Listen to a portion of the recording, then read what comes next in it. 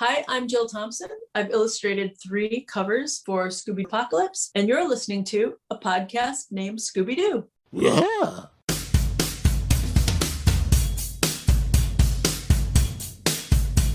The gang's all here, they're on the case, and there's no ghost that they wouldn't face, 'cause they dig it, Scooby-Doo. Yeah, they dig it, Scooby-Doo.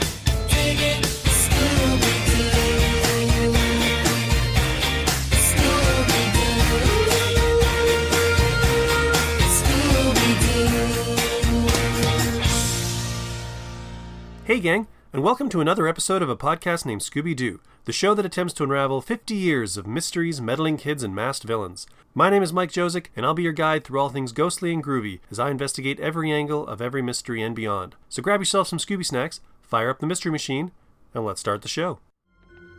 Aren't you gonna tell us a story? Yes, the end. Now shh. Welcome everybody to an all-new episode of the podcast. Also, this is the first a podcast named Scooby-Doo for 2023. It's great to be back after a brief hiatus. Not that anybody in the future listening to the back catalog will ever know that there was any kind of delay, but regular listeners, you've been hanging in there for a little bit, and I appreciate that. Happy to be putting some new content back on the feed, and it's great to be throwing out a new conversation with a cool creative who has contributed to the long-standing legacy that is Scooby-Doo.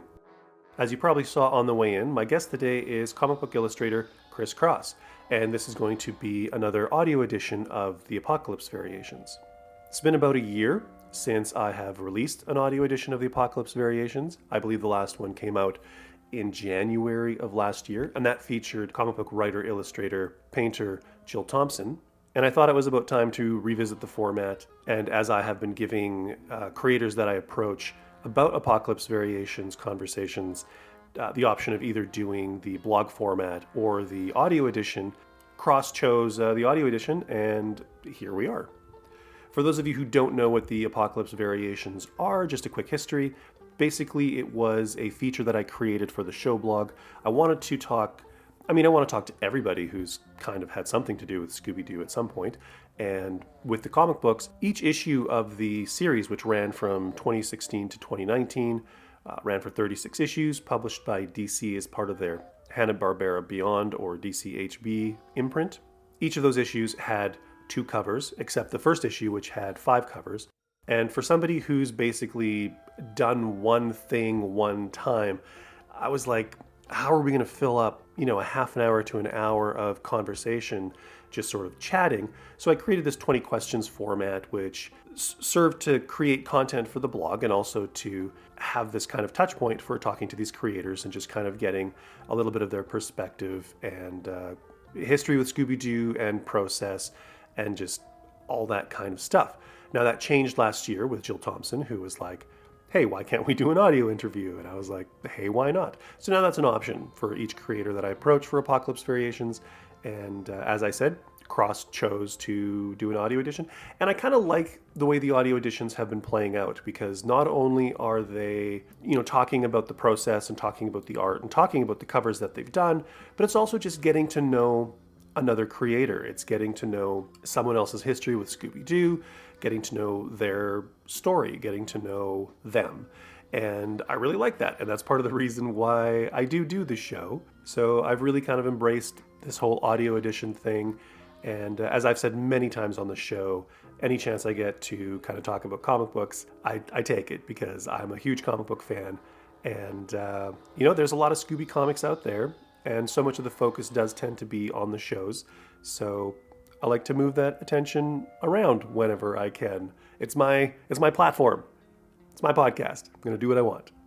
Now, this conversation with Cross took place in October of last year. Various circumstances, the hiatus, episodes that were more time sensitive, kind of ended up bumping it further and further down the schedule, basically because it was a part of the Apocalypse Variations and talking about covers to a comic series that ended in 2019.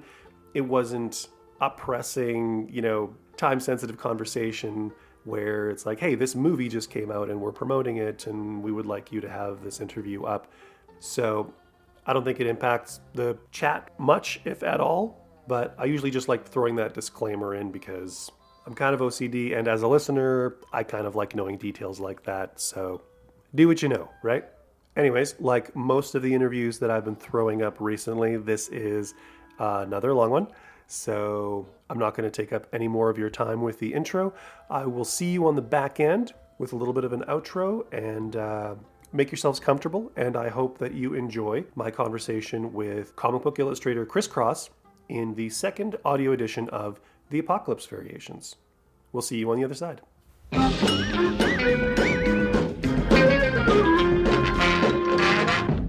My guest today broke into the comic book industry in the 1990s, drawing the title Blood Syndicate for Milestone Comics, a groundbreaking imprint published and distributed by DC Comics, featuring characters of color and depicting them in realistic representations of their cultural and life experience, something that was pretty absent from the comic book superhero landscape of the time. Since then, he has worked for various publishers, with some of his best-known work being on Captain Marvel at Marvel Comics with writer Peter David, Firestorm and Vixen at DC with Dan Jolly and Jeff Thorne, respectively, and the aforementioned Milestone Comics, which recently made a big return last year, bringing back their signature characters and titles with some of the founding creators, as well as launching new books, new characters, and launching a mentorship program that I'm looking forward to talking more about. His presence here on the podcast today is for his contributing the main cover for Scooby Apocalypse number 32, as well as his Black Lightning Hong Kong Phooey crossover team-up variant. I'd ask you all to join me in welcoming to the Apocalypse Variations, ChrisCross. How are you doing today, Cross? How you doing? Yay! No applause. I've done a lot in the industry for over 30 years, but that's just a smidgen of what you Oh, named, yeah. But Yeah, I mean, yeah, you'll be here all day. Yeah. I did Green Lantern too with Jeffrey Thorne also. So John Stewart, Green Lantern, yeah. John Stewart, yeah.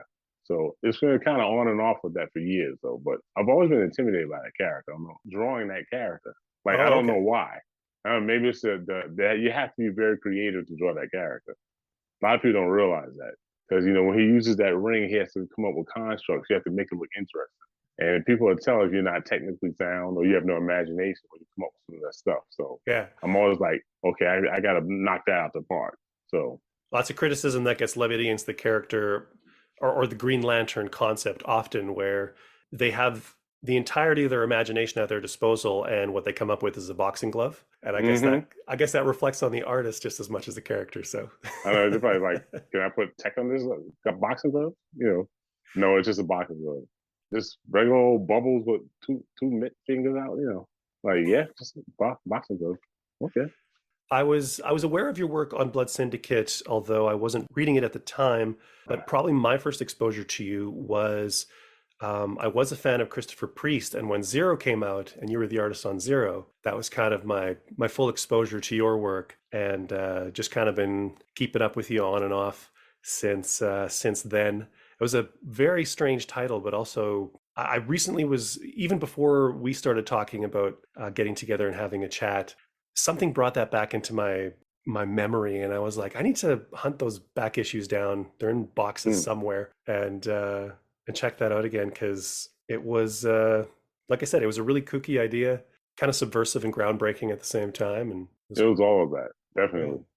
I think I was just fresh off of doing Milestone when I jumped on that. Yeah. So I got hit up by then editor Alexander Morales and I forget his Dan name. Thorsland? Dan Thorsland. I'm sorry. Thank you. That shows how long I've been in the business and how my brain has been scattered all over the place. I could not remember Dan Thorsland's name, but he was an avid motorcycle rider. He used to always have his helmet on one side of his seat and his keys to his motorcycle that would be downstairs in front of the DC building. So he was always he had a picture on his desk with the motorcycle he was going to be driving. He loved that thing. That's all he talked about, that motorcycle. But yeah, I was hit up to do something with Christopher Priest, and I have been an avid fan of Christopher Priest's stuff for a long time. And when he was James Owsley back in the days, he was just an editor, but he started writing, doing a lot of writing, taking over stuff, and he just had a knack for just having a really great ability to just turn characters very, very interesting. He just had a way of just twisting things at the end. So I used to follow his stuff all the time. When I found I was working with him, I was laughing. I was like, this is funny. I'm getting into the industry. I'm already working with someone who's on the list. So we actually came set up a situation where we were going to talk about how that was going to work. So he came over to my place, and then since Alexander Morales at the time, which was at a she lived near me, a couple of blocks away, we all kind of just went to the diner and we just hashed out the details of what was going to happen. I'm not sure if I remember Dan showed up, but I know we all sat down, had some burgers, just kind of chit chatting about the whole deal, and then we just started working on the title, and it was just kind of crazy ever since then. At the beginning, you did roughly around 3 years on Blood Syndicate, but before then, you were going to school, right? It was the School of Visual Arts in New York? Well, that was before I even got into Milestone. I came fresh off from School of Visual Arts in between classes, I think, to take a walk, which is also near one of the campuses. So I took a couple of blocks down the street, went in, showed them some of my stuff, and then walked out with a card set that I was working on. And then once I did the card set and I penciled and inked all that stuff, then I got the Blood Syndicate gig right after that. Because I think they had Trevor Von Eden and Jim Fern, I think it was. He did issue 3. And then they had no one else that was doing it after that. So I'm working on comic books and still taking classes at school for a whole year. That was crazy. Because you don't realize what you have to get done until it has to get done. And then, you have to make those deadlines and you have to make the deadlines for your own projects at school. So I couldn't imagine doing classes and doing a monthly book at the same time. So yeah, I got the first script coming in, and then I immediately started working on it as fast as I could because I didn't want to, mess up my first gig the first time I got it. And then when I got that first paycheck, I was like, yeah, this is the first time I was paid for being recognized for doing something I really wanted to do. And I had fun with it. And we just kept on going from there. I just became, I guess, a natural connection to a milestone cause, I guess. So going to art school, was comics always the trajectory, or were you just looking for any kind of career in the arts? Well, it's funny. I was thinking animation at first, and I even thought about architecture at one point. So when, I met a lot of people in School of Visual Arts, and we would all kind of talk about what we would do. And I've always loved comics. I've always wanted to draw comics. I always wanted to be able to kind of incorporate all the stuff that I love into that also. So of course I was always into anime and manga and stuff like that. That was always a main constant. So the stuff that I learned how to tell stories, just looking at words and pictures that I barely even recognize. I was able to be able to utilize that as far as taking that to my craft. And I met Sean Martinborough in my School of Visual Arts, John Paul Leon, rest his soul. There's a lot of people that we wound up just kind of hanging around together. And they would tell me from time to time they were getting into doing comics and stuff like that. And then I got a hold of a friend of mine who was, his name was Brian David Marshall. So he's running Interpop now. But back then, he was always kind of getting in some kind of endeavor. And I met him in high school. He was running a book called Lodestone Publishing, but he was doing Thunder Agents back in the days. I was wondering how a guy that young could get someone like George Perez to work with him. So I was in school, professor. I would call him professor. He was high school. So he was. His name was Mr. Sorensen. And then he said, I know somebody who's really into comics. I think they'd love to see your stuff. And that's why I was like, was 17 going to 18 at that point. And he introduced me to Brian right then and there. We went to a house somewhere in Brooklyn, not too far away from Coney Island. And stopping over at the house, he was actually operating outside of his home. And of all people, Peter Laird and Kevin Eastman was there. And I saw saw them. They introduced me to them, like shaking their hands. I said, "Oh, Ninja Turtles, huh?" He said, "Yeah." I said, "That's some cool stuff." Inside, I was thinking, it'll never go anywhere. That's for so cartoony. Boy, was I wrong. That stuff will never go nowhere. So they are the epitome of taking something that they did just for fun and took that and they rode that till the wheels fell off. It just happened to be this tsunami. So it's still going on today. So I can actually say I saw them win. But Brian, we all went to get something to eat one day. This is after I had lost touch with him. I was working at A&S Mall at that time. It used to be Gimbals, but they turned into a Manhattan Mall now. And on the same floor, I was working in a sneaker store. And they just opened up a comic shop literally a couple of stores away from me on the same level. So I just kind of walked in and I'm talking to him. And I said, "This guy named Brian Marshall. I haven't seen him in a long time. I hope he's doing well." But he kind of, we were supposed to be doing some stuff together. He never called me back, the punk, you know. And he said, I'm Brian Marshall. I was like, you punk? How come you didn't call me then, man? It was happening. So we just kind of laughed about it. He was working at the store, Jim Hanley's Universe. And we just kept in touch. And he told me about there's a group of men who broke away from Marvel, starting their own thing. And it was called Milestone Media. And they said they were putting together a series of books, 4 titles that was coming out. And one of them just happened to be with a group with a character named Brick House, which I kind of laughed at because I remember the song. I said, then they named the character Brick House. Yep, made of bricks. I said, flew on the nose, but okay. He said, I think you should go down there with this. He and I just always kind of jamming on stuff, and we'll just kind of create a portfolio for ourselves. But he was always saying we will work together at some point. And he said, I think you should go down when you finally get the chance. Go down to these guys, make an appointment, and show them. So I said, guarantee you get that stuff, you'll wind up picking up that job right then and there. I said, if you say so. But he was a serious advocate for making sure that people of color, Black men were able to draw Black characters. And there's very few white men that I met at that time that would ever push that. We talk about like early 90s, like 91, 92.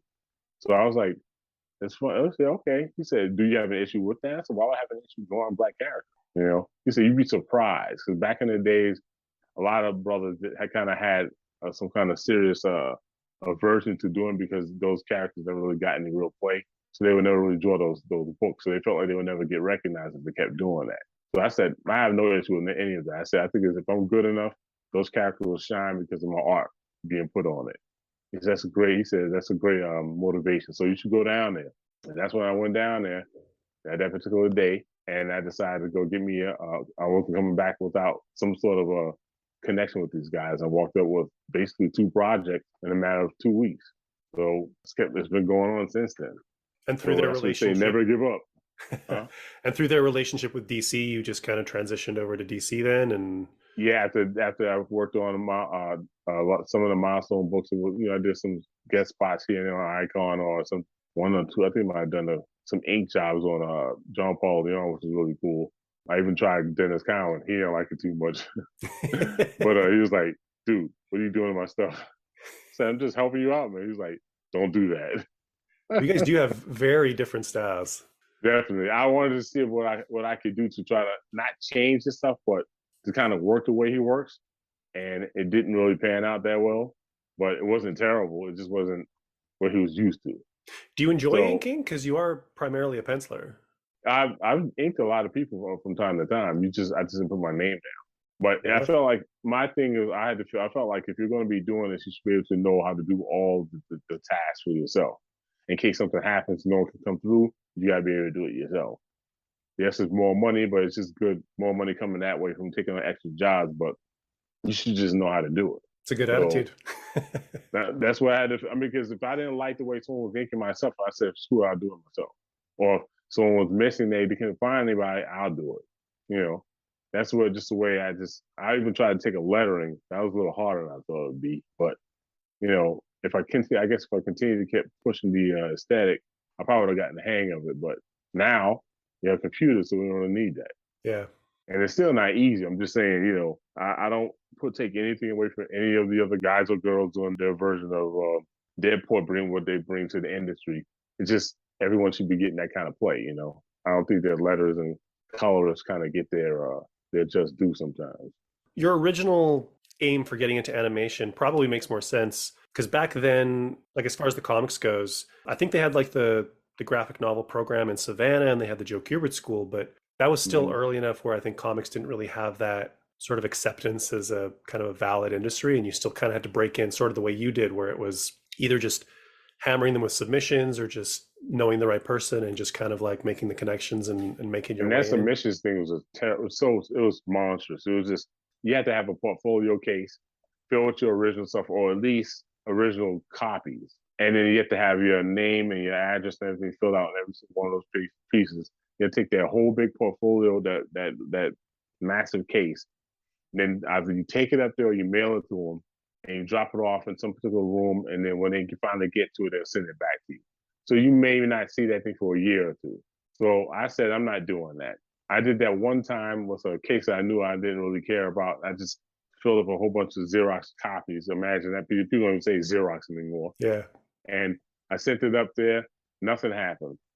I just kind of let it go to off into the distance somewhere. I just kind of let it go. Next thing I know, I found out about conventions, which at that particular point I never even heard of. I think I was like around 16 at the time. And someone told me that it was happening. I can't remember where it was. Some hotel in New York City. So I took a trip down there to find out how it was. I discovered that some people you should never meet, and because they're head case, and then some people that are really, really nice about who they were. And one of the nicest people I ever met at that particular time was Mike Zeck. And he saw some of the stuff I did. He thought I had serious talent, and he gave me his address and his phone number to talk to him anytime I wanted to, and he would give me pointers, which I wish I had availed him of. Because at the particular time, I guess I was so caught up in trying to get work that I kind of forgot. But the late Neil Adams, I went to his spot too when he was doing continuity, because there was a guy that worked there. He used to work at Valiant back in the days, which was Defiant back then. So he was a good guy. John, I'm trying to remember his last name, but he told me, he said, "You almost got it. You're right there. You're just missing one small thing." And when he sent me to Neil Adams' office, he said, "Yeah, I was telling him to send you over here because I wanted you to see just what you're missing, just basic shots, just where to put the camera and how not to fall for that thing where you don't draw the whole body, you kind of keep leaving things blocked off because you're weak at it." He said, "I don't want you to be weak at it. Just draw the feet, draw the hands, make it happen." Because he could tell I was kind of being smart about ghosts and certain things. I just didn't feel like drawing feet. So he was like, "No, you need to draw feet, as many feet as possible, just because you don't like it."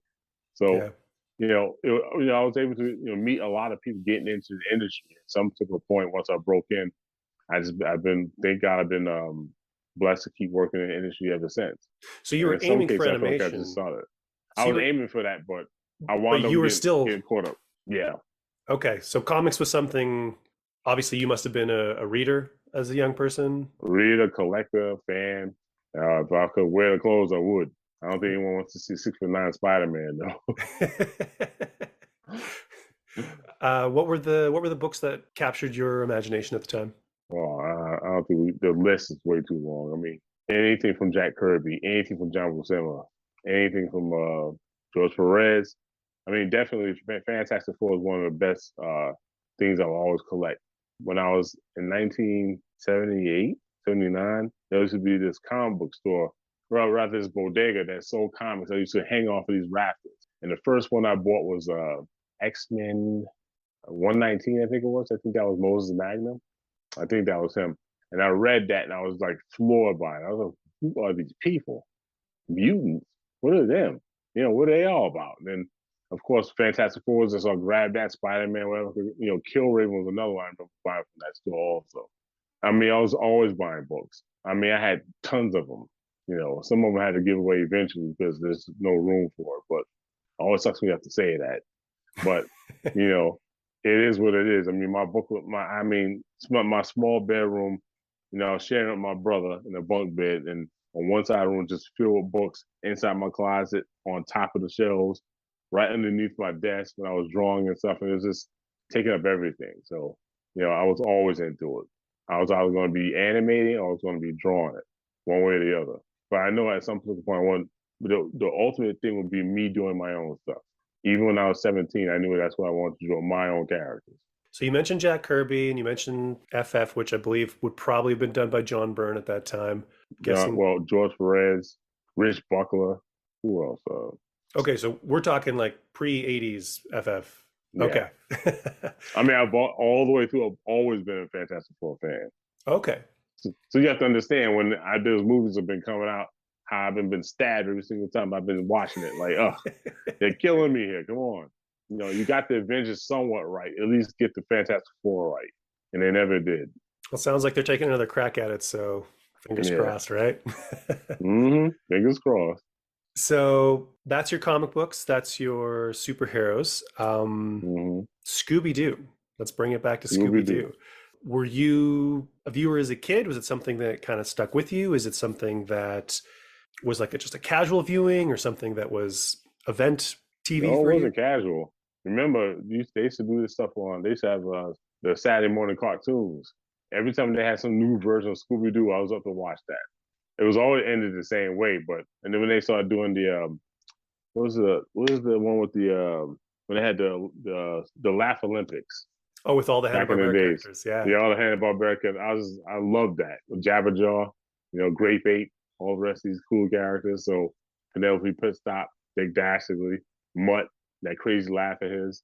Snagglepuss was the announcer. Snagglepuss. Yeah. Stage right even. Who else? Ricochet Rabbit. And I think, I used to watch all that stuff. So after I watched Scooby-Doo, which of course me and my brother used to always dance to the song when it came on. And then after that, I think Laugh Olympics would come on. And then I think what was some other stuff that came on after that. I remember around that time was Hanna-Barbera's World of Super Adventure. Okay, yeah. Love. I still hear that song in my head. The what do you call it? The orchestra in the background. And that still gives me a charge every time I see that intro. So what was it about Scooby-Doo that drew you in, that appealed to you? Well, I mean, it's a talking dog. I mean, kids, come on. You see a kid that's some goofy dude who hangs out with a goofy dog that eats a lot. I'm in that warehouse. So there we go. Always sandwiches. Can't go wrong with the talking dog, I guess. Mm-mm. And then, of course, the came when Scrappy was totally annoyed, but hey, that dog. But, I understood they need to bring in a little part. Was supposed to be a son? I never understood who he was supposed to be. Scrappy was a nephew. A nephew. Okay. Yeah, it was always Uncle Scooby. Uncle Scooby, right. And, of course, who didn't like Shag? So, I think Scrappy's a character that's due for a comeback. He needs somebody to reimagine and reboot him and bring him back in a way so everybody make it more relevant, I guess. Exactly. Yeah. I mean, that's back in the days when everyone was kind of having some sort of a kid version of all these massive monsters and really, really famous cartoon pets and stuff. Like Godzilla had Godzuki. Flintstone Kids, Muppet Babies. Yep, Muppet Babies. Yo Yogi. Oh yeah. The less said about that, the better. Mm-hmm. So I used to watch all that stuff growing up. I couldn't wait till like September, so school started, and then all that stuff was collected. I think on ABC and CBS. You had to jump from one particular channel to the next to try to make sure you caught the ones that you really wanted to see, because you didn't have a VCR back then, and there was no way to be able to kind of switch back and forth to be able to watch this stuff that was happening at the same time. You couldn't record this, but then just watch this live, and we would just keep flipping back and forth. Yeah. And notice I'm doing this. We had to turn that ridiculous knob back and forth from channel 4 to channel 7 to channel, just try to catch in between commercial breaks, so we're going to catch what we're looking for. So, and the existential crisis that you go through when it's like, I want to watch Smurfs, but G.I. Joe is on at the same time. Yep. And then it was UHF and VHF. So we had to deal with that. Now it's cable, so we don't have to worry about UHF anymore. So, and the UHF lines was like the public access stuff. Yeah. Yeah. And Uncle Floyd. Remember Uncle Floyd? Yes, I do. Yeah. I think Wonderama started there too. Then it got mainstream. Then I'm bringing it back now, right? So obviously Scooby-Doo is in your DNA. You're working in the comic industry. DC Hanna-Barbera kicks off. How does it come around that you get asked to do a cover for the series? I'm assuming probably either Dan DiDio or Marie Javins. It was my boy Harvey. I think he was an associate editor at the time. Okay. And he was handling most of that stuff. And then he asked me if I wanted to do a Scooby-Doo cover. I was like, okay. That's cool. But I didn't realize, like, I was so busy doing other stuff that I didn't realize they had kind of matured it up a bit. And then they had to show me all the designs that was coming up. And I said, oh, okay. So we got to do this. Of course, they said I could come up with whatever I want to come up with, but it has to have these characters in it. So I said, okay, I want to come up with something classic that you saw once you kind of went, yeah, that's just so freaking Scooby-Doo. It's ridiculous. No matter how apocalyptic you're going to make it. So that original cover had rain to it. And I really didn't understand why they took the weather version away from it, because it would have fit into that marsh. Yeah, and then they had like I guess I don't know if it was Frogman. I think it was. Yeah. Like I said, I'm doing this verbatim like out of my head, Yeah. but I remember drawing that, and just I could hear the song, the intro song going off in my head every single time I was putting yet another line down. And I found myself kind of humming to it, and it just looked like something. Even with the crazy vans and the apocalyptic van that they created, it wasn't exactly the mission machine, but I'm sure I think they might have actually tagged that on there somewhere. I don't think I did, but I think Oh, I you know it was did. up there. Well, Did I? either you did or they Or did someone else did? in post production. Yeah, I don't know. Probably. And then of course Shag and I don't even think the Daphne was on there, was she? You had Velma, Daphne, Shaggy, and Scooby, and Fred isn't there for reasons. Oh, I'm sure. So I don't when want to it's all spoil said it and for done, anybody who hasn't read it yet. yeah, I saw it was pretty hardcore when I started going back and looking at the stuff. So I was like, man, they ain't playing. So I know they tried to do Fred Flintstone at some particular point also. They kind of Yeah, they aged had that up. They kind of matured that up a bit. Mark Russell and Steve Pugh did that one. It's Mhm. I think it won an Eisner. It was at least nominated for an Eisner. But Wow. yeah, that was pretty amazing. Yeah, so basically, when I finished, I put it all together. I basically sent it out to him. Harvey looked over and said, love the stuff, I love it. And then I see the cover come out, and I had this kind of floating layer in Photoshop where you just map the rain on top of it, and you can do these really cool like blur effects of rain bouncing off and everything. You could feel the atmosphere. And then none of the rain was there. I'm like, what happened? Come on, man, that was a seller right there. That was going to sell it. Then a march full of rain and these frogmen show up, you know. But I get it still came out looking pretty good. And then next thing I know, I was doing Hong Kong Phooey with Black Lightning, and I did it one way before. I did them with the actual cartoon character. I saw that on your And- blog. Yeah. Yeah, and then they said that's not what we want. It's cool, but it's not what we wanted. And I said, well, what other Hong Kong food can there be? But they never sent me a reference. So I 'Cause said, there was no reference. okay, right. Yeah. But someone had actually did a sketch of it. So Okay. yeah, but they have to plan that stuff ahead. But usually when they send me stuff, you have to kind of send me references at the beginning, so I'm just kind of in the field lost, So basically, when it was all said and done, they showed it to me, and I put it together, and that wound up the cover you saw was the one they wound up really loving. So, and I did that. I think I wound up redoing that in a day and a half because they were kind of like, well, we're kind of running out of time. I said, dude, just tell me what you want, I'll get it done. So I just penciled and inked that for the next day, and then it was in their hands. So what's the process for you for creating a cover that you don't like? You're not the regular monthly artist on the book. Were you sent the script? Were you given an option to read it and get a vibe for the story? Or did they just kind of give you, here are some points that you should hit, and then you submit some sketches? Sometimes they give you a script, like a couple of pages, so you get kind of get a feel for it. A lot of times they give you a ton of reference. They give you an idea of what they're looking for. They say we need the character had to be like for the cover. They had to be in a marsh. There's some frogmen showing up somewhere about to attack. So they're kind of forming around them in order to attack them. They're getting prepared, but they're kind of reeling a bit. Kind of set off the whole the whole atmosphere, the behavior of the characters themselves, and just come up with something that's going to make people want to buy that cover. And you do it enough so you don't want to not show the faces of the people who actually are in the actual story. At the same time, you don't want to be drawing them so upfront that it looks corny. Yeah. You have to create an atmosphere where you're kind of in the middle of the action that's just about to happen. That kind of David Bernini way of drawing a story. So it's just about to snap, but it hasn't snapped yet. It's just right about to happen. You play with some angles a bit. You do a couple of sketches. You send it to them, let them figure out which one they like the best, and then they say do that one, and you just draw the heck out of it. And how long does that process usually take? Depending on how long I have to wait for an answer, usually a day and a half, maybe a day. Depending on how much I put on the cover, it could be a day of pencils, and I ink it through the night, or I want to ink it the next day. So it could be a day or two, depending on how much I'm putting on it.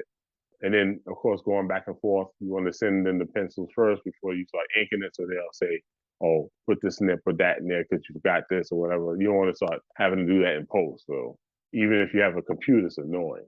I heard that Hanna-Barbera was pretty loose with permissions and kind of let DC do whatever they wanted. Was there anything that you encountered through editorial that they were kind of like, well, they want you to change this or tweak this or.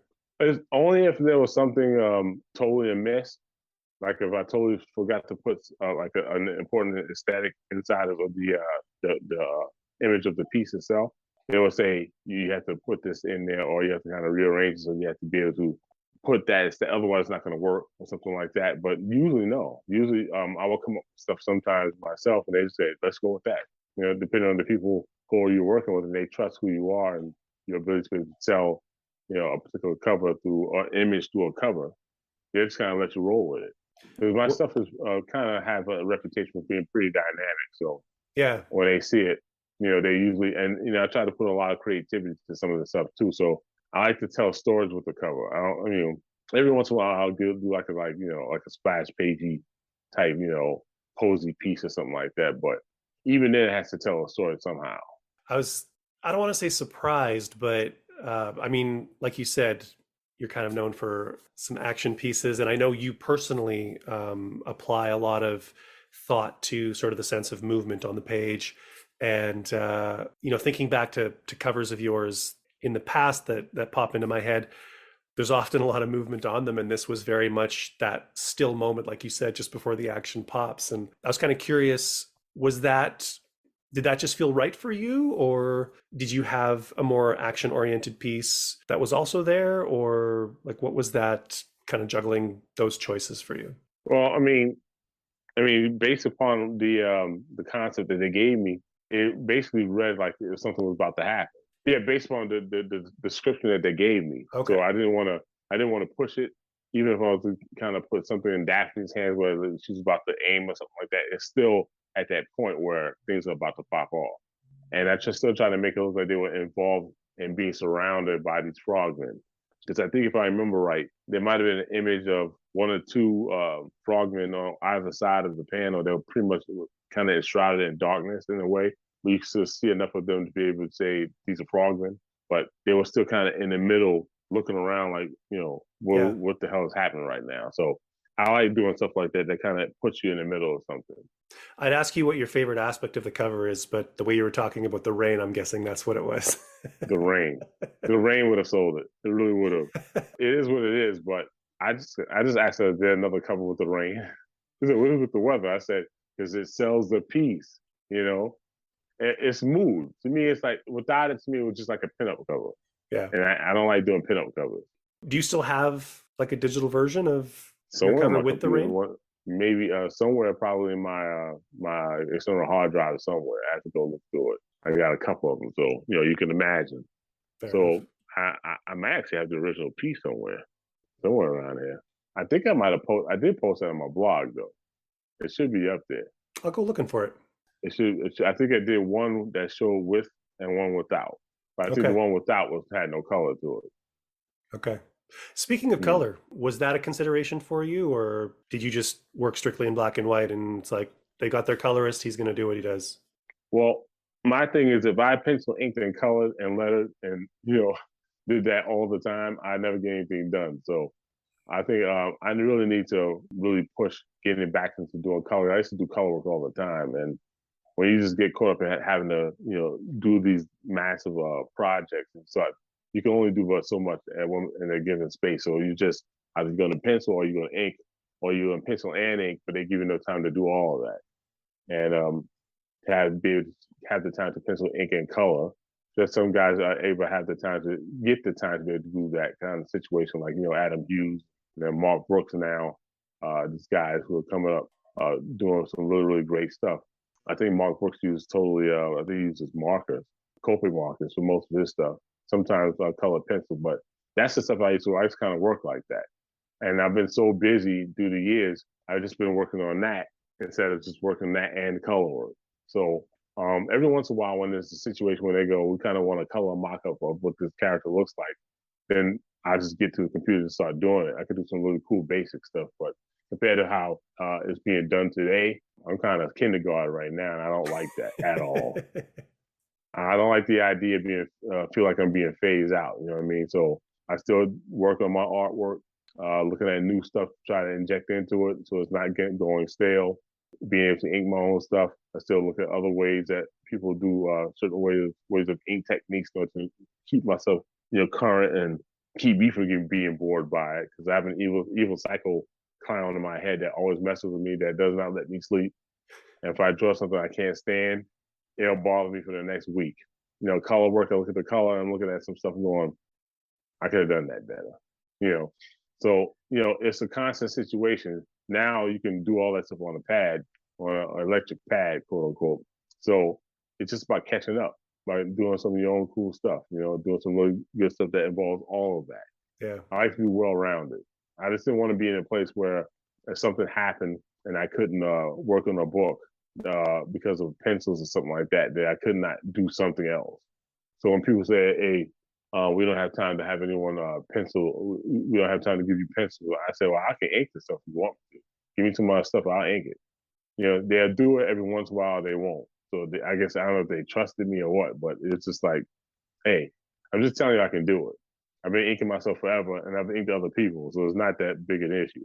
You mentioned that you had the original, or you think you had the original for that cover. I'm assuming you're working still analog rather than digital? Both going back and forth. Okay. A lot of times, I kind of made a hybrid for myself over the years by working in Photoshop and drawing analog also. So the basis is analog. Other stuff I'll just input into Photoshop. So it's semi-digital, but I'm about to break over my new Cintiq. So we'll see how that's going to work. See how that's going to elevate me to the next level. So we'll see how that goes. I'm a little late in the game with this, but Are you? Do you favor the analog over the digital, or is that just more of a, like you said, you're just getting into the Cintiq? Well, as I'm getting into it, I'm sure there's a lot of steps I can bypass that will allow me to work a little faster. And there's a lot of cool tools that you can be able to use, just working in digital that it's very hard to duplicate when you're playing around with just analog. You have to have all these different types of brushes and all these different types of nibs and stuff like that. Know these techniques, know how to feather and cross hatch and all that other stuff. So my thing is best to know how to do that stuff to begin with anyway before you start doing that stuff on a computer. But because if you don't, you're just not gonna know where to put that stuff. You're just gonna be throwing stuff everywhere, and you're like, "Ooh, cool textures!" And smack that stuff all over the place. And people are like, "Why is a Colossus walking around and something looks like webs or hair? What is that?" So you want to be able to know what you're dealing with. I've heard a lot of discussion. And it's good to be able to sit down and explore that stuff. So I've heard a lot of discussion, the whole kind of digital analog conundrum, I guess. Some people feel that the digital, because you have that undo button, you do have technically an eraser if you want to like erase something that you've drawn, but it's a little more laborious to manually remove pencil marks than it is to just click undo and start again. Other people argue that the undo button allows you to experiment more and be a little bolder with what you're doing. I don't think there's a right or wrong answer. I do find it a very interesting kind of discussion to have. Where do you? Well, it's all tools. It's all tools. Yeah. And when you see it like that, you're not feeling like you're cheating. I never thought I was cheating anything. I was thinking sometimes there'd be a situation where a panel needs to have something on there, and I didn't have time to do anything about it. Now I would have like these photos I actually played on in Photoshop to make them look like they were drawn, and sometimes I use certain apps that will kind of help facilitate that process. And then I would just create backdrops and put it like there's like way in the background, you see a whole bunch of cities, like see New York City buildings in the background in the dark. Basically, I just take that stuff, smack it in the background and look like I drew this stuff. He's like, oh, he did all that work. Yeah, smarter, not harder, So, it just, when you do it that way, back in the day, some people are like, even John Byrne used to use like, I think he would get Xerox copies of photos that he did, or sometimes there'll be buildings that look like they were real, and you're like, he didn't really draw that, did he? And then you find out that he actually did like something on newsprint, and then he just kind of smack it in the background on top of the cut it around the characters that he actually drew. And it's like, that's a lot of work. That's crazy. So, he was kind of doing it back then. So, it is what it is. If you want to buy into it and you want to love it and stuff, and it works, what the hell, Do you think that Hong Kong Phooey cover came to you because you're a prominent artist of color and Black Lightning was obviously a featured character, or? You know what? I don't know. It could have been. I never really thought about it. I just thought it was just in answer to doing the Scooby-Doo stuff. They were doing the Hanna-Barbera stuff. So he said, "You want to do a Hong Kong Phooey?" And I was like, "Yeah, let's do it." Fair enough. If I could pull my version of it and people kind of look at it. I mean, at that point, I thought I was doing the cartoony Hong Kong Phooey. So I thought if people could see me draw stuff like that, they know I have a range, But to be able to have drawn that and then kind of go, no, that's not what we're looking for. So you have to do this other thing over here. And they have to come up with a more realistic version of what Hong Kong Phooey would look like, which is really weird. It's really weird, but I kind of dig it. Yeah. I said, I'm down with it. I mean, I like doing different stuff, so let's do it. Anyways. If it was up to me, I would draw at least one cover of every single one of those books. I had a lot of fun with that. They did do that with a couple of artists. I think that happened with Jill Thompson. I think that happened with Dan Parent. I do like it when the companies do that because it kind of gives an artist an opportunity to play in a few different sandboxes. Yeah. Kind of flex. So I like doing that. The Milestone relaunch. Want to talk about that a little bit since it's something that is kind of present right now. What's it like coming back to those characters? And Static was the main launch title for the line again. And I'm assuming this is where kind of the Milestone Initiative sort of comes in because you did layouts and Nicholas Draper Ivy. Yeah.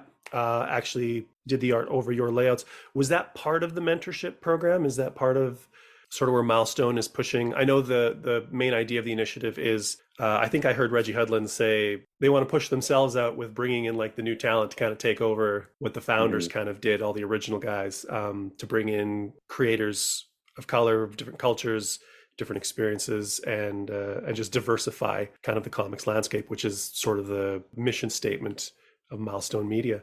So yeah, bringing that back around, what's that like sort of coming back to these characters so far distant from the original run through, I guess, and also coming back to it with this different role that you have? Well, it's kind of funny because some years ago, before they even started to talk about coming back with Milestone, Dennis was kind of showing me some stuff that they were putting together. I think they were going to call it Planet M at first. Of course, he said, "Don't say nothing. I just want you to see what I'm doing." And it was him and some stuff that he and Bill Sienkiewicz had put together. Also, of course, probably his best inker. He always has fun with Bill. So it was just one of these things where I said, well, I don't know if I'm going to be a part of the next wave of Milestone. I don't know how you guys are going to pull off Blood Syndicate or anything that has to do with Milestone. So, but if I'm free and you guys want me to be a part of it, just hit me up. Let's see if we can make this thing happen. So I think we just finished doing the Vixen stuff. And then I was finishing up some pages from the Green Lantern stuff, working with Jeff Thorne. And then I kind of get this hit from Dennis Cowan telling me, he said, "Did you look at your email?" I'm like, "What?" He goes, "Did you look at your email? Someone trying to get a hold of you. Chris Conroy is trying to get a hold of you." I said, "Well, why is he doing that?" He goes, "He wants you to work on Blood Syndicate, man." I'm like, "What? You guys doing Blood Syndicate?" So we kind of went back and forth like that. And I was like, I'm looking, I don't see him anywhere. So I really had to go back and email him back and so we can finally have that conversation. But it ended with me doing layouts for Static because I think Nicholas was like his first time really doing DC Milestone books in that capacity. I mean, he was doing his own thing from time to time. His stuff pretty much was being put on Instagram. He's one of mostly Instagram artists at the time. So he was showing the capabilities of what he was doing on the web. And they really loved the stuff. Which was funny was my little brother was sending me like tons of stuff over this guy, Nicholas Draper Ivy. And I was like, "Dude, I'm working with him." He goes, "What?" "I'm working with him right now on Static." He goes, "You're working with Nicholas?" I said, "Yes." I said, "You do know that your brother works in comics. It's going to happen." He's just like, "This is sick. This is crazy. So let me see when it's done." I said, "You'll see when it's done. I can't show anything right now, but they wanted me to do layouts to help him, kind of acclimate into doing the storytelling a certain way. I guess they felt it was a little weak in some areas, but they wanted to kind of kind of bring him in and kind of get his feet wet. But they wanted to make sure that someone was kind of guiding him through. So I did that for about 4 issues. And then after a while, it was just time for me to start working on the Blood Syndicate stuff. So from there, I started what you see now, the whole first season of it. Yeah. It was really weird to be a part of that, though, because my brain went back to when I first got in, and I started working on the card set, which eventually got me on Blood Syndicate 3, and then started working on, I guess, up until another 30 books that I did of that particular, plus cover work, even when I left. So I was still involved with it, even when I had left the book. So, and then then of course I broke into Zero. So it just kind of reminded me of that thing, sort of like they were doing this, they kind of retooling of a lot of the DC characters. I'm trying to remember the name of the actual concept they were using, but I was doing old school JLA with Aquaman, John Jones, the Elongated Man. They're like the 70s with Vibe and all those characters. Trying to remember Was this the name of the the concept. Convergence event? It might have been Convergence. I think it was Convergence. So I started doing that. And I'm thinking to myself, what if I was a guy coming into the industry with my style as it is now, working back then in the 70s?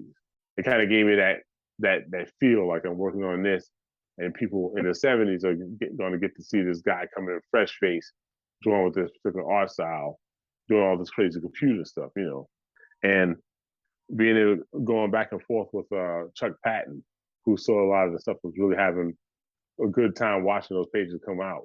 He would hit me up on Facebook saying, "I really love the stuff you're doing," which really filled me up with a lot of glee because I used to collect that stuff too. So being able to look at that stuff and be able to see myself in the midst of that stuff, and then having that much fun with it, and people kind of recognizing it. Now I'm going to Blood Syndicate 30 years later, and I'm coming back to the neighborhood again. Sort of like I said my goodbyes, hanging out with these guys for 30 issues, 3 years. We went through a lot of stuff together. You kind of feel like that. And then I'm being asked to come back and basically kind of rebuild this whole city and kind of rebuild their look again, and to come up with some new versions of who they're going to be, and see where it goes from there. And then it's sort of like coming back home again, but in an alternate universe, if you get what I'm saying. So, Yeah. But yeah, I had a lot of fun with it. I mean, I think I just finished my portion of I did the last issue about a couple of weeks ago, so now it's just about ready to come on out. So they'd be glad to watch that come out, so I can say I was part of that particular part of the new school. Your being chosen to do the layouts on Static, was that because you were available, because you were interested in working on the character, or because you had a relationship with Nicholas, or they thought maybe Well, it was more of a relationship with Dennis. Okay. Dennis asked me to do that. So he wanted me to do the layouts because, like I said, he was just transitioning into from Instagram and doing a lot of his own concept stuff to doing actual, storytelling work for DC Milestone. So he wanted to make sure that it was tight in a certain way. That kind of added some of the ways that I tell stories when it comes to placement, acting, expressions, and stuff like that. He wanted to make sure that Nicholas kind of got that little mini workout, kind of bring him into the fold so that it looked a certain way. Yeah. So he wanted me to kind of guide that process, and just in case it was a little, he needed to be schooled on it. And Dennis would have done that if he didn't think he needed a little bit of help. So it's not that he couldn't draw; it's just working in that capacity. It's a different thing. And I'd be really good at telling. I had to go through the process myself. Yeah. Dennis used to kind of razz me all the time, like, "Why are you doing this? What is the reason for this? It has to have a reason as to why you're doing it. And don't forget the buildings. Background is part of the whole world. Also, it's also its own character. So you have to be able to draw that a certain way too. It's got to fit with the character. And you would give me tons of stuff to look at.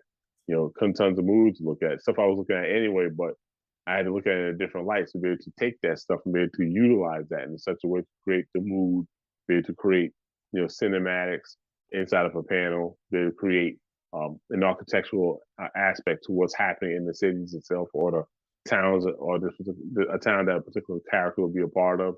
You want to make sure that you had that accurate. So it's a serious process. So there's a lot to ask of a particular person who's basically not just director, but it's a cinematographer. Yeah. I was just mostly curious why you specifically were kind of chosen for that role, not having the same sort of deep connection to Static that you do with some of the other Milestone characters, but clearly... Well, I kind of had it behind the scenes. I mean, remember, I drew a book called Heroes. Right. And he was on the team. So I got to draw him a lot back then. So I had fun doing that. But it was also Shadow Cabinet, characters from Shadow Cabinet also that kind of came together and started working on it. So, yeah, I mean, I've drawn the character before. But primarily for your storytelling narrative ability. They thought I had a really good Yeah. a very good technique in telling stories. So I mean, the quiet stuff, the conversational stuff, the talking head stuff that people don't really pay attention to. I always tried to make sure that people understood. I didn't want you to be bored, so to put them in a particular situation where you see their hand movements, where they're talking, where they're kind of leaning towards each other, the expressions on their face, they make it look like they're really saying what they're saying. Like the adage is to make sure that you understand that people should never have to guess what's happening in those panels. They should be able to just see it. So when the dialogue comes on top of it with the lettering, it's just accented. It's just adding to what's already there. So it looks like he looked like he just said that. That girl looks like somebody just passed in the street. Wonder Woman standing there having a chit chat with Superman in the JLA satellite, kind of orbiting the world, and you see them standing in the window. They just have a conversation. They're not standing there doing this. Yeah. They're leaning up against a glass and it's kind of relaxing. Like, I saw what you did last night. I got a picture there, right? Like you just have to show that there's something about their relaxed nature is kind of creating this dialogue that just kind of draws you into it, because back then you just didn't really see that. There's a realism in the body language. They're not posing. Exactly. Yeah. So they're people who just happen to be in a very, very unique situation, and you have to be able to depict that, and you have to be able to bring people in. And moving on to Blood Syndicate, like you said, it's been 30 years since you've been with those characters. Are you approaching them differently? You said you had to, there's some redesign and whatnot. Obviously, you've changed as an artist, but do you find that you're fundamentally approaching the characters in the world and the book differently, or does it feel very familiar and you've kind of settled into a groove? Well, you kind of have to go at it differently, because it's not the same exact thing. It's not the same exact stories. The way things are popping off what creates these bang babies, like a whole different aesthetic now that's more built for what's happening now as opposed to what's happening like in the 90s. Because back in the 90s, it was more of a gang situation, especially when it comes to Blood Syndicate. They did have problems with gangs back in the 90s. So they kind of used that as a satellite, to create this world, this situation that started this kind of, I guess, this grenade, you could say, that popped off this universe, this big bang. And these characters definitely we're going to go through a lot of things that people were going through at that time. So they wanted to make sure it mirrored it, and they kind of played around with it. Because Milestone, most of the guys that did this stuff with them, they also work with Marvel also. So most of the time, Marvel's work always kind of had this kind of realistic life to it. It kind of mimicked stuff that was already out there anyway. Stuff DC's was more fantastic. Marvel's was more kind of grounded. They had their cosmic, but at the same time, there's something grounded and human about the characters. So when you saw Captain America go through something, as opposed to say Batman went through something, Batman's a little more out there, a little more crazy. You're not going to see pink versions of Captain America's costume. But Batman, of course, the different costumes she had, it was a little too fun, a little too out there, too macabre in a way, a little too silly sometimes. But when eventually DC started getting more serious about their stuff, and then it started went to a dark path. Marvel kind of had that challenge going back and forth with maybe dark, say Daredevil. He went through some dark stuff. And when you're working with characters like that, you have to be able to look at that in particular ways that make sure that your work is going to flesh out all those aesthetics. So when you're working with Blood Syndicate now is about coming off the BLM protest and all the stuff that happened during that, going to Floyd, going into explosions and bomb, kind of smoke bomb stuff kind of popping off when, people just aren't being respected, and all the, the flim flam that happens underneath the surface with that stuff. All that stuff starts to fit in with Blood Syndicate and Static and Icon, of course, and Hardware, in the way they're kind of depicting everything. So they all have their sides. And Blood Syndicate has always been these characters where they didn't really put up with a lot of crap anyway. And they just loved their area. They loved where they grew up, and they just wanted to police it because they didn't trust anybody else. So if you came to Paris Island, understand we're running this, not the cops, not the corporations. We're taking care of this because we take care of our own over here.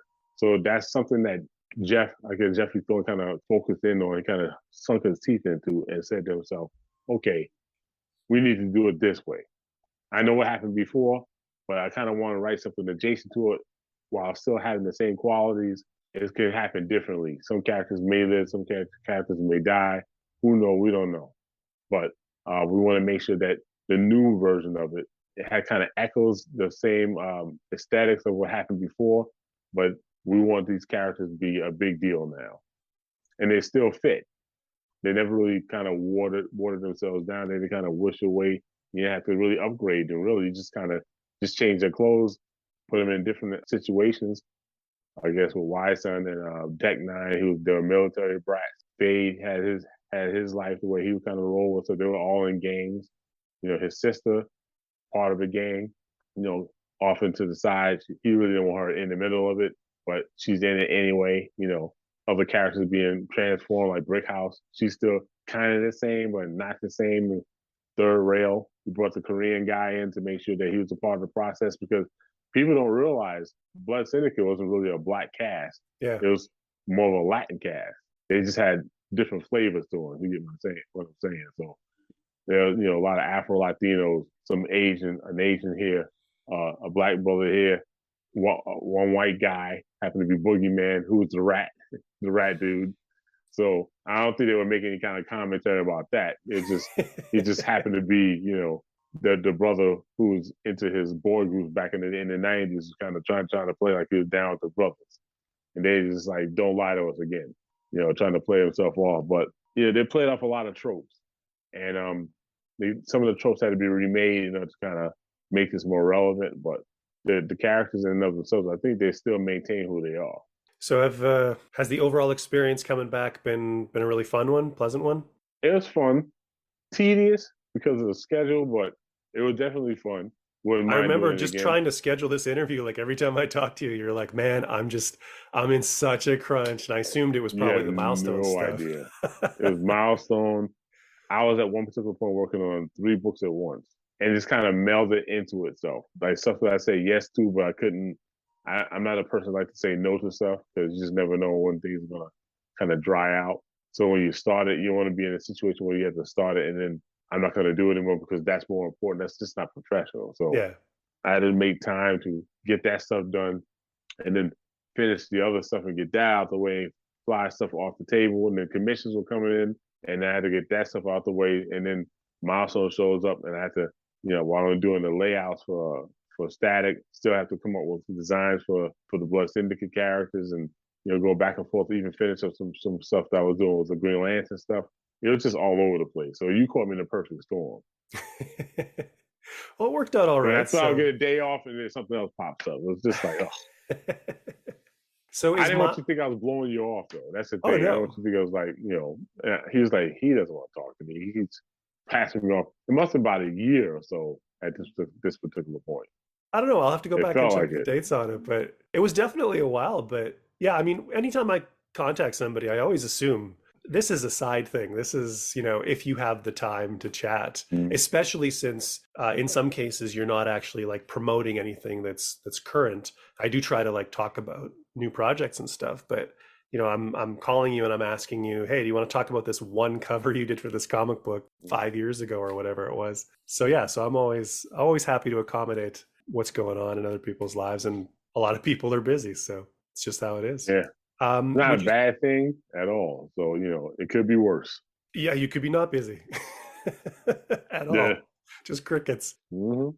Would you say that Milestone is something you're going to continue to be involved in, or was this just you wanted to jump back in and help with the relaunch? Do you have a lot of other stuff on the go? Is more Milestone planned? What's kind of in the future for ChrisCross? Well, I'll jump in if they want me. As long as they have me, I'll be down with them. So it's not an issue. Like I feel like in some cases, I was kind of doing this one for Dwayne McDuffie. Yeah, I always called him Uncle Dwayne. He was a guy that one of the first guys that I met that was like me, very tall guy. He's like 6'6", I'm like 6'9". So we always talked about basketball. We always had that kind of athletic, that kind of trash talk thing that we had between each other. Like, you know, you want to take me down the court, I will slam at that ball right down your throat. You know, you're like, you think you'll get past me? Like, dude, I just jump over you, you know? And then it's just like, y'all need to just stop and just go play. Like, we'll play when you play with us. You know, I'm not getting in the middle of that, you know. So, you know, it was cool to have that kind of aesthetic, but he was a very, very smart man. I think smarter than anyone that has the right to understand how smart he was. He was darn near genius level if he wasn't genius level already. Literally. I think he must have skipped grades like 4 or 5 times. I think he had the chance to be in college like around 12 or 13. And I almost kind of mirrored that also. Like I could have skipped maybe 3 or 4 times myself, but my mother wanted to make sure that I didn't lose my connection to growing up, I guess, behavior wise Yeah. with certain kids. You want to be like a 14-year-old chilling out with 18, 19-year-olds, and you don't understand what's happening. It makes a difference. So, I mean, I was moved up a grade and I couldn't make friends with the older kids, and the younger kids that were my age were like, well, you've left us. So then I was yeah. just kind of left on my own. I begged them to send me back to I mean, in hindsight, it's like it would have been cooler to be done school early, but just what that does to you developmentally, like, yeah. Yeah. That's definitely what my mother was concerned with. Like developmentally, she wanted to make sure that I was normalized, to make sure that I was able to not be in the same type of I guess drama connection that older kids would be in the middle of. Yeah. And you're just this young kid in the middle of it all. Like, what grade is he in? Oh, he's in 12th grade at 14. Like, but I remember getting bored in class a lot, and mostly because of the material just didn't. I mean, I knew how to do the material, so I didn't really have a reason to kind of check in. Wasn't challenging. So it wasn't challenging me at all. I think when I was in first grade, I had a 12th grade reading level, and I think math was about the same. And then I met women, and then it all disappeared. So it was like, oh, what is my name? Is that where the drawing comes in? You just had a lot of time to doodle? Well, I was doing that at the same time. I was reading stuff and doing, come up with all these different things to build, and I was drawing stuff, and I was always doing that stuff, always. My mom is very, very blessed to have parents that really continue to push that instead, because they themselves used to kind of doodle a lot. So they really just channeled that process, because I could be outside getting into trouble, or I could just be inside drawing all day. They just buy them comics, keep them fed, buy them books, don't keep reading, That was me. Well, it makes sense hearing that, because I know, like you often say, don't let anybody tell you you can't do something. Exactly, because I was told many times, you're never comic artist. Well, why would you? That's not a real job, Like, what are you doing? Even when I was drawing comics, I had idiots telling me that's not a real job, and I would challenge them. Look, I have to get this in within 2 weeks. That's another 10, 15 pages of work. You come in here and get this stuff done, I'll beat the living crap out of you. How about that? If you don't make it and you mess up my deadline, we'll see what's a job and what's not a job. Get the work done now. And then go, all right, I'm on my way out the door. So, like, don't put, how you gonna mess around someone's work? Like, it's not that, none of that stuff is easy.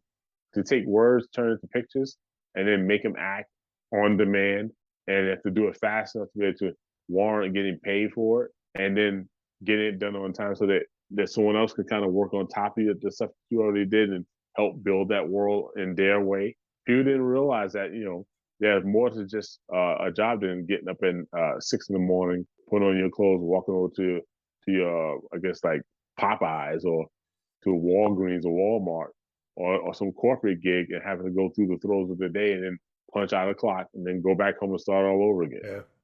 Especially with comics. I mean, you're part of a production line. So, like, if you're late, the next guy's struggling, and it just... Or they start giving stuff away to kind of help out. Yeah. So it's like, that means money being lost. So you don't want to do that. No. So I guess kind of circling back a little bit, what's next for ChrisCross? What projects do you have on the go that you can talk about? Or there's some stuff that's coming through the pipe. There's other stuff I have to go hustle for, but there's stuff that I'm working on for my own edification that I've kind of been putting together for a long time. And this week I'm trying to get the tail end of all that stuff done. It's been 11 years trying to put this stuff together. And it's a company I'm putting together, a studio company called Eternal Kick. I want to put out some material that just showcases the stories that's been in my head like forever. And the good thing is I've been able to make enough of a splash with other people that I can actually say, hey, work with me on this project. They like it enough to say, hell yeah, we'll do it. You're ChrisCross. I'm like, well, thank you very much for that.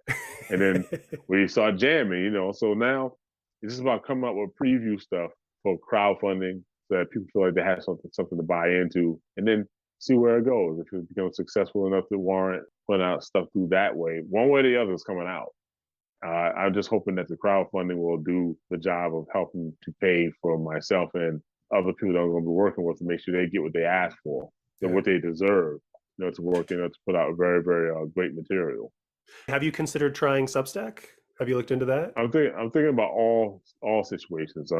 Substack, what's it? WeFunder, what is it? Indiegogo, Kickstarter, Zoom. I think it's Zoop. I think another one is Zoop. All different versions, whatever will help me become successful in making sure that what I'm putting out there comes out there. Let's do it. And it's something me and my team are having a conversation about. So right now we're just trying to get the website back up because some stuff happened to it in a couple of years ago. Then we never had a chance to just kind of refix it. So we're trying to fix it and then upgrade it and then put that stuff out there so it's ready to go when we finally get our stuff out there to be crowdfunded. Make it splash so that people know that ChrisCross ain't just drawing stuff for other people. He's literally trying to create his own world to make that stuff happen. Yeah. So let's wrap this up with one last Scooby-Doo question. Let's make it 2. Favorite Scooby character? Shaggy. You're gonna go with the Shag Man? All right. I go with Shag. He's kind of a coward. We understand that, and he's always hungry, and we understand why. He's all about himself too. Now that I think about it, he's a little selfish, but he's a character. I grew up around a lot of people like that. He's a guy you can't hate for some reason. He'd be doing some of the most ridiculous stuff. He's just like, oh, you're such an idiot, you scamp, and he comes right back. He's always entertaining. He's that dude. And by proxy, I'll say Scooby too because I have a dog now, so I'm kind of locked in. I see dogs in a different light now. So, what kind of dog do you have? I got a border collie. His name is Rocket. Any milestone connection there? I know, right? I didn't really think about that. I just thought it'd be cool to have a border collie and tie a really cool scarf around him, teach him how to catch a frisbee, and name him Rocket. So, he's a great dog. It's just he still has a lot of training to go, but I love the dog to death. So, last question. The franchise has been around for, I think it's 52 or 53 years now. A lot of people have a lot of ideas of why it's survived, why it's so elastic. Other than just Warner Brothers will not let it go away, what do you think can be attributed to the longevity of the series and the characters and why there's so much love for this franchise? I think it would be the same thing as far as superheroes too. It's just the memories, the history, where you were when they came out. All these aesthetics. I think it's just people really they connect with themselves, especially when they were younger, when they used to watch that stuff on television. And now how stuff has kind of changed so much when it comes to viewership and how things are being viewed. There's a mainstay to it, I would think. There's something that still connects you to being a kid, being able to watch that stuff, and there's still some sort of a newness to it where things weren't so serious, but it wasn't so, so chaotic either. It wasn't about identity politics. It wasn't about war. It wasn't about famine. It was just about these kids going through this situation and they're trying to find out who's doing these really, really bad things and pulling a mask off of someone and then being discovered like this whodunit, like, oh, it was you the whole time, and just the goofiness of having a talking Great Dane who eats a lot, who kind of mirrors his homeboy, happens to be basically a weeded out brother. And then Shaggy, who eats a lot himself, just gets into trouble. And he have, this model Chad, this really good looking high school girl named Daphne. And he have Velma, the studios girl, who now, as we now know, is lesbian. So not that it's a cartoon. My thing is like all these personalities that's been put on these characters, but they weren't that deep before. That's one of the experiences that I've had doing this show, talking to different people, whether they're fans or professionals. I've always found it very interesting that for a cartoon that was essentially about like 4 white suburban kids, people from all over identify with them. Doesn't matter color, culture, orientation, gender. Everyone seems to see themselves in these characters in some way, and they don't necessarily think of them as being different from themselves. And I've always found that really interesting because, especially now with representation being something that we're really pushing for. In some cases, I think it's almost overdone now, right? It's almost overdone now. Like it's an impression where it's such a stickler now that it's almost pandering now. It's just like what I call the whole panda bear syndrome now. It's just so everything has to be this way. It has to be this way. Or if we're not included, we're gonna lose our minds. It's like, okay, then create your own stuff. You know, if you want to be represented so much, spend the time to come up with a concept that involves the things you want to talk about, and then you put that stuff out. To me, I think it's pretty lazy to keep taking characters that were already in existence that had one particular way of being visualized, and instead of just creating new characters that represent the other people that should be represented, you change the character to represent them. Like Captain America, does he have to be black? Does he have to be? Does it have to be a woman? You know, he can't just be Steve Rogers, and then you come up with a new version of that character in that family and make that character just as important as he is. You know, like back in the days, they were talking about James. I always have this argument about James Bond. People always keep telling me there's nothing wrong having a black James Bond. I said, no, there is something wrong with it. Having a black 007, there's nothing wrong with that. James Bond is different. James Bond is a European brother who could be from Scotland, London, or some particular place somewhere in the UK or somewhere out there in Europe somewhere. But the sign, the number sign, the tagline 007, that's the agent, not the name of the character. So James Bond is white. 007 could be anyone you want him to be. So people didn't understand what I was saying. Like, I said, as a concept, 007 is a designation that deserves anyone that can ride that designation. So since he made that designation famous, you have a certain type of aesthetic you need to uphold when you wear that title. I'm 007. Yeah. But it's not going to be James. So if you put Idris Elba in, Idris Elba can be a great 007, but he's not James Bond. And I had to keep explaining that to people. They're like, you're so backward. You don't really understand that. I'm like, how? I just explained to you what I'm talking about. James Bond is the man, even if it was some sort of, I don't know, some moniker that was created for him, you know, to hide his real identity. That's who he is. So unless you can tell me how you can have a character that was white for 50 years that just shows up as a black man, help me understand that. Like, how do you work that out? I can understand the idea of, like, when you take an IP that has such cultural appeal, and like it's in the culture, it's in the zeitgeist. You know, Spider-Man's not going away, Superman's not going away, Scooby-Doo's not going away, James Bond's not going away. If you take one of those characters and you tweak them, I mean, we've seen, you just look at all the Elseworld stuff that DC did, right? Like Batman and Superman, you can do all kinds of crazy things. They just snap back to the regular Batman when you go and you buy the monthly book. People go, oh, that's just a different version. It helps like normalize it for some people, because a lot of people do try to create new characters and create that representation, but the market doesn't support it, or the companies don't support it.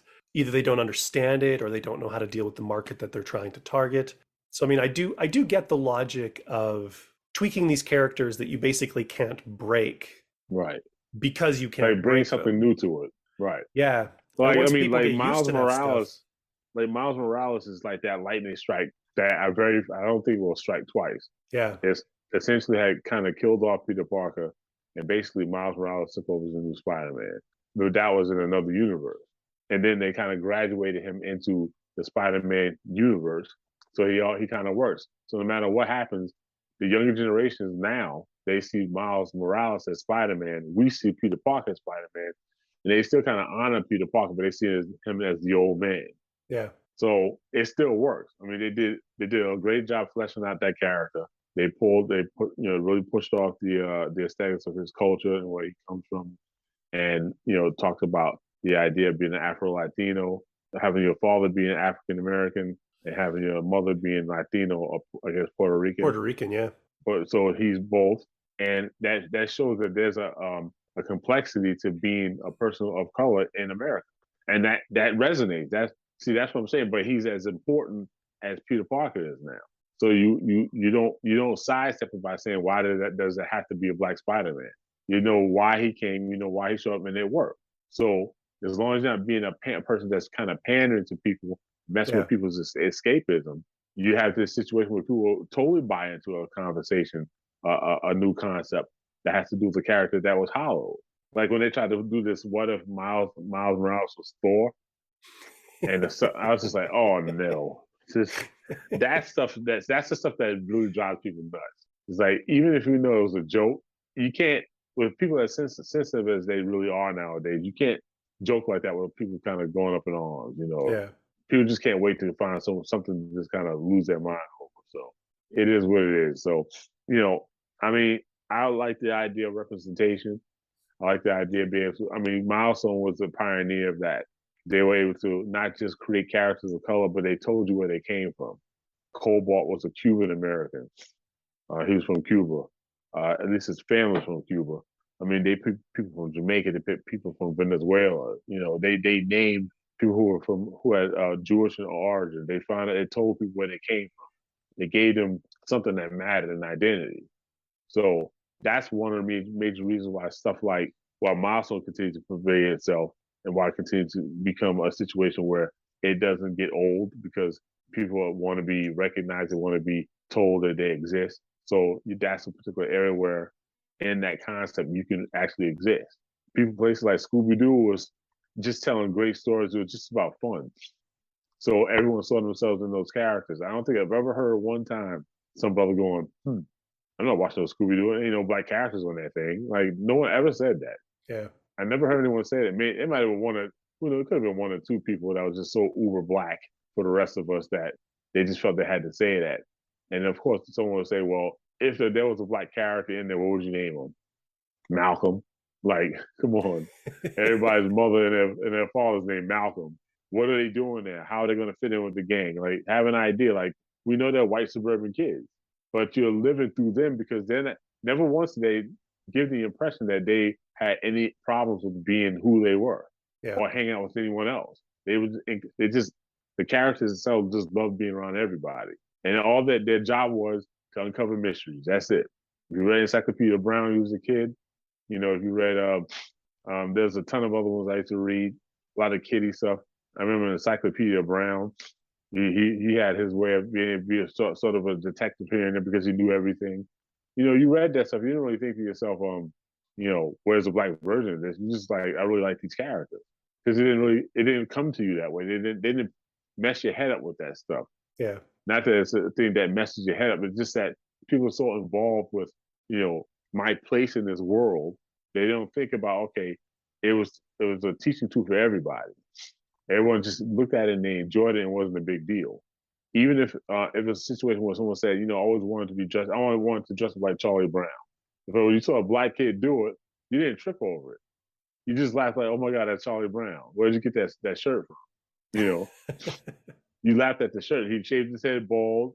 He put a little curl here. And then he just put on the shirt and you just laughed at it. People just had fun with it. And I think that's what's missing now. They're not trying to have fun anymore. Everything has to be a political statement. So that's the great thing about, I think, Scooby-Doo, for the most part, is that you didn't have to worry about that. They just had fun doing what they did. You just had fun watching them uncover. It's supposed to take you away, not bring you into the midst of the nonsense. So that was the idea. But I've always loved the concept of Scooby-Doo. And it hasn't been duplicated. They tried. They tried many times. They tried.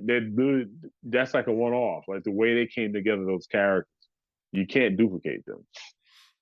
I don't even recall anyone saying I'm going to come up with a cartoon that was just like that.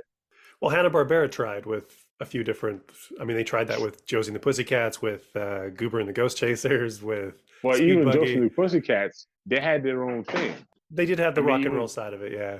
Yeah, that and then like you said, the other one that you just mentioned, that was another one, and it was always kind of like the same type of like. There's always that one goofy guy in the midst of that kind of reminds you of Shaggy anyway. There was Alex was another one. Alex and Josie Pussycats was Alex and her twin brother. Alexandra, right. Alexander was the shaggy looking guy who was the manager. Right. Alexandra was the sister. Sylvester was the cat, right? And the cat was Sebastian. Okay. All right. Yep. So that's that I was always, and I even think Jabberjaw was like that too. They had one guy that was sort of like Shaggy. So they kept replaying off the same concept, but when it was all said and done, though, but you still had fun with them. Yeah. When it was all said and done, they all still held up on their own. Well, how many feet they had, and when it was all said and done, you still recognize those characters, you accepted them for who they were, and they're still original, even if they were kind of eating off of each other. You know, they're still kind of they're still like Josie is still different from Scooby-Doo, which is still Yeah. different from Grape Ape or all these other characters that are out there. So you just had fun with it. What was the other one too with the race cars? Speed Buggy. But Speed Buggy. I think they had another character that was sort of like Shaggy also. Yeah. So Shaggy was like this, just kind of bouncing around all over the place, So yeah, but you still had fun with them. You didn't think about all the other stuff. It was just pure escapism. That's all it was. Yeah. And I think that needs to come back. Just the escapism. I mean, you can be as detailed as you want. Just take people away, Yeah. And that's kind of what I want to do going forward from here. Like anything that I do, I want to take people away. If I can evolve some stuff that's realistic, but still it's happening this way, and it's not trying to change your world to the point where you need to think like this. If you wind up getting something from it, fine. But I want you, you should have fun with the concept. So as we close out here, is there anywhere on social media you want people to find you? Well, I'm on Facebook as Chris Williams because they wouldn't let me keep ChrisCross for some reason. I'm on Twitter as ChrisCrossing, like without the G, and I'm also on Instagram as ChrisCrossX, ChrisCrosser X. It's all one word. Perfect. For anybody who's been intrigued by anything during this conversation, go check out those social media accounts if you want to continue following ChrisCross. Also, one more thing. Also have the ChrisCrosser fan page, which is also on Facebook. Okay. That's also connected to the blog. Okay. Yeah, sorry about that. No worries. So that's all I've got for you. Thanks again so much for taking the time and sitting down and chatting with me, Cross. This has been really great. Obviously, as I mentioned earlier, it took a while to get to this point, but Finally, it's been really fun talking comics and Scooby with you. Same here. Brought me back. Tell you the truth. I kind of forgot all that stuff. I had to kind of struggle to remember all. I've been so busy working, it's just kind of let that stuff go, It's a catharsis. This is like therapy. Yeah, I'm still sitting in front of the big old TV on the floor screen, pouring my milk and my tricks and watching Mr. T or G.I. Joe, all these other things I used to watch. Voltron, all these other really cool Bionic 6. Yes, I remember those. all those really cool cartoons that used to come out that I could not wait to come home to watch. It's been a treat talking to you. I love your work, and thank you. It's been cool seeing you. Have a good night, man. Yeah, man. You too. Take care. All right, take it easy, bro.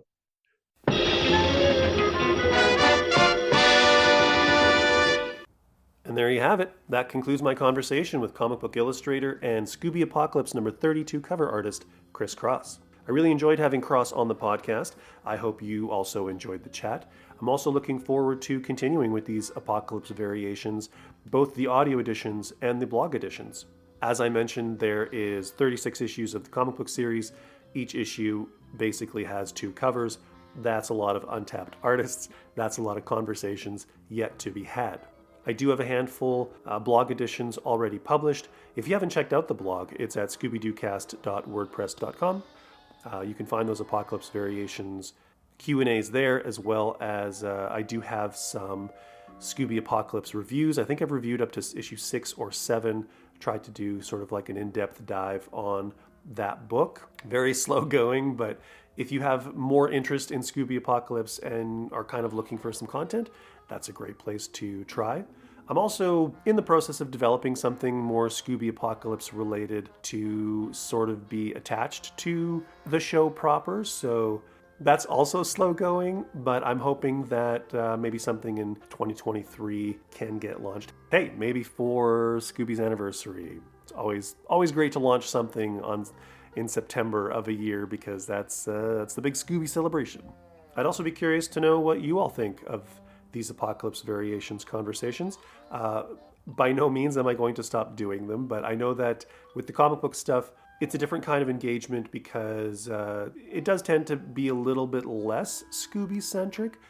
I don't think they're any less interesting, but we do talk a little bit more about, comic books as a medium, comic book history, process, stuff like that. So I'd just be curious to know kind of how you all feel about it and how much you are enjoying or possibly not enjoying these chats. And if you are at all intrigued by any of the works that Cross and I discussed over the course of our conversation, I'd really encourage you to go check them out. There's all the previously published work that we discussed, like the Milestone work, the DC work with Firestorm and Vixen and Zero, and the Marvel work with Captain Marvel, etc., etc. As Cross said, he's been in this game for a long time. There's a lot of comic books under his belt. There's also the newer stuff that's been coming out in the last couple of years. There's the whole Milestone Media relaunch, working on Static. He's always producing new covers for all the publishers. And there's also a brand new book that just launched at the end of February. It's published by A Wave Blue World. It's called Tower.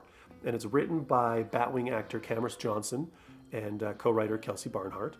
Art is, of course, by Cross. And the basic concept of it is a group of real-life contestants battle it out in a video game-style competition to reach the top of this tower.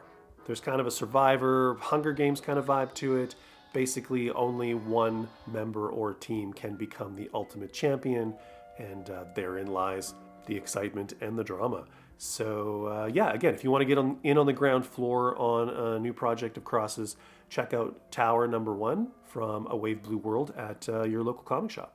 And if you want to keep abreast of any of Cross's upcoming projects, current projects, or just want to see what he's up to, check out his socials. Like and follow on Instagram. There's the ChrisCross group on Facebook, and he's also on Twitter. Those will all keep you up to date with Cross's goings-on. And in a slightly sort of tangentially connected kind of way, there's a book coming out called New Talent Showcase. Every year when DC does their mentorship programs, they publish a special issue featuring the work of everybody who has, gone through the course. And this year, because the mentorship program focused on the Milestone Media characters and books, all the talent that were associated with that are basically doing like a Milestone New Talent Showcase. And that will be coming out soon. I'm not sure 100% what the date is. I'm sure Google will tell you if you check it out. But yeah, just to kind of like bring it all back around and tie it up with a bow, that is out there as well if you are looking for new stuff to read or your curiosity is piqued. And if you want to engage with myself or the show, you can hit me up at all my socials. I'm on Twitter, Instagram, Facebook, generally Scooby-Doo Cast or a podcast named Scooby-Doo. And that's where you'll see and hear everything that's going on with me when I'm not producing the show, promoting new stuff, what's coming up, or just thoughts on kind of what's going on in Scooby-Doo and animation in general. There's the blog, which I've mentioned, scoobydoocast.wordpress.com. And yeah, not sure what else to say. Got more great interviews and fun stuff coming down the pipe, so stay tuned, stay glued to those socials. And again, thank you so much for your continued support, for checking out the show, for engaging on the social media. If it is not obvious, it is greatly appreciated. And with that, I will bring to a close another episode of the show. I hope everybody stays safe, stays healthy, and stays happy, and joins me next time for a podcast named Scooby-Doo. Take care, everybody.